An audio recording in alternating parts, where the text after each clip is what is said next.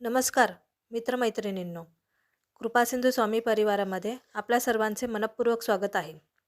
यंदाची 2026ची मकर संक्रांत तब्बल 23 वर्षांनी अत्यंत दुर्मिळ योगांनी येत असल्याचे सांगितले जात आहे. मकर संक्रांतीच्या आदल्या दिवशी म्हणजेच 13 जानेवारीला आपण भोगी साजरी करत असतो आणि त्याच्या दुसऱ्या दिवशी म्हणजेच 15 जानेवारीला आपण किंक्रांत साजरी करत असतो. आज आपण जाणून घेणार आहोत 2026ची मकर संक्रांत नेमकी कशावर आहे, तिचे वाहन काय आहे, वस्त्र कोणते परिधान केले आहे, तसेच येणाऱ्या वर्षासाठी काय संकेत घेऊन येत आहे. तसेच उत्तरायण योग कधी आहे, ही सर्व माहिती जाणून घेण्यासाठी व्हिडिओ शेवटपर्यंत नक्की पहा. मकर संक्रांतीचे धार्मिक महत्त्व आणि सूर्याचे या काळातील महत्त्व आज प्रथम जाणून घेऊ. हिंदू पंचांगानुसार सूर्याचे धनु राशीतून मकर राशीत प्रवेश करणे यालाच मकर संक्रांत योग म्हणतात. या दिवसालाच उत्तरायणाचा प्रारंभ मानला जातो. मकर संक्रांतीपासून सूर्य उत्तर दिशेकडे सरकतो, ज्यामुळे दिवसाचा कालावधी वाढतो आणि रात्रीचा कालावधी कमी होतो. हा काळ अत्यंत शुभ व फलदायी मानला जातो. यावर्षी मकर संक्रांती 14 जानेवारी 2026 बुधवार या दिवशी साजरी केली जाणार आहे. सूर्य मकर राशीत प्रवेश करणार आहे 14 जानेवारी 2026 बुधवार दुपारी 3:13 म्हणूनच मकर संक्रांत योग हा पूर्णपणे सूर्यदेवतेवर अवलंबून असतो. या दिवशी खूप वर्षानंतर मकर संक्रांत आणि षटतिला एकादशी असा दुर्मिळ योग जुळून आलेला आहे. त्यामुळे या काळात केलेले दान धर्म, पूजा अर्चना, शुभ कार्य कित्येक पटीने फलदायी ठरतात आणि आपले अडथळे दूर होतात. आता ज्योतिषशास्त्रानुसार देवीचे वाहन, वस्त्र, तिने काय परिधान केले आहे आणि शुभ अशुभ संकेत कुठले आहेत हे जाणून घेऊया. संक्रांतीचे देवीचे वाहन वाघ आहे, उपवाहन घोडा आहे. तिने पिवळे वस्त्र परिधान केले आहे, हातात गदा धारण केली आहे. ती कुमारिका असून बसलेल्या अवस्थेत आहे. हातात जाईचे फूल घेतलेले आहे. ती ईशान्य दिशेकडे पाहत असून पूर्वेकडून पश्चिमेकडे जात आहे. या दिवशी अनुराधा नक्षत्र आहे व वार बुधवार आहे. तिने चांदीचे भोजन पात्र घेतलेले आहे. देवीने मोती धारण केलेला आहे. हे या दिवसाचे आणि देवीचे वैशिष्ट्य आहे. या दिवसांमध्ये अन्नधान्यांच्या साठ्यात वाढ होईल. ही संक्रांत सरकार व सरकारी कर्मचारी यांच्यासाठी चांगली आहे. सर्वांचे आरोग्य चांगले राहतील. ज्योतिषशास्त्राच्या माहितीनुसार देवीने जे वस्त्र भूषण परिधान केले आहे किंवा खाद्यपदार्थ वस्तू घेतल्या आहेत त्या वस्तूंवरती काही परिणाम होऊ शकतो.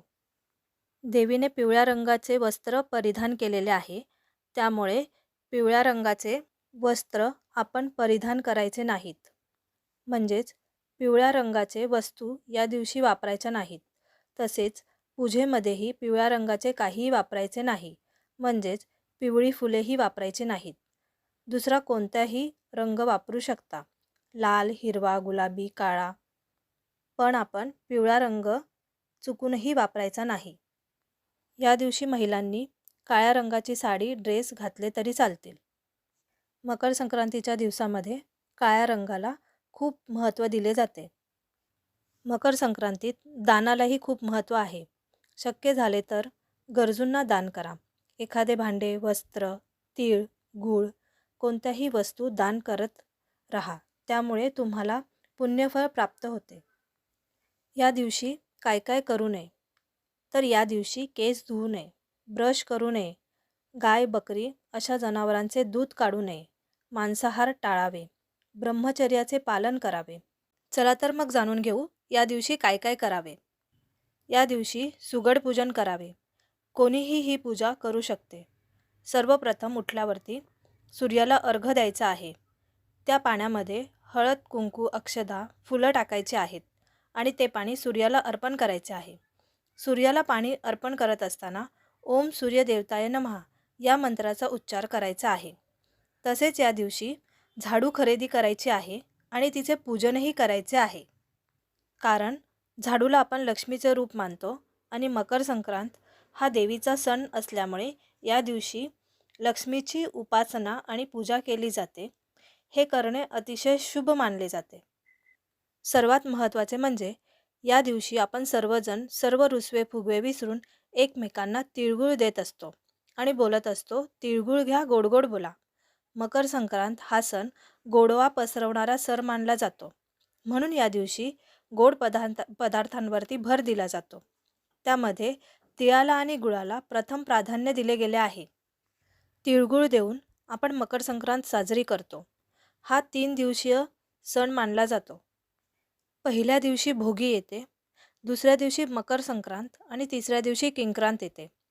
भोगीच्या दिवशी आपण भोगीची विशेष भाजी करतो आणि भाकरीसोबत खातो. भाकरी बाजरीची असते आणि भाजी या दिवसात आढळणाऱ्या वेगवेगळ्या मिक्स भाज्यांनी केलेली असते. त्यामध्ये कारले टाकत नाही, कारण कारले हे कडू असते आणि मकर संक्रांत हा गोडवा पसरवणारा सण मानला जातो. म्हणून या दिवशी कारले खाऊ नये. बाजरीच्या भाकरीला तीळ व तेल लावून खाल्ले जाते. हे सर्व पदार्थ खाण्याचे कारण म्हणजे या दिवशी शरीराला उष्णतेची गरज असते. त्यामुळे उष्ण पदार्थ खाल्ले जातात. तसेच याच पदार्थाचा नैवेद्यसुद्धा आपण देवाला दाखवतो. मकर संक्रांतीच्या दुसऱ्या दिवशी किंक्रांत असते.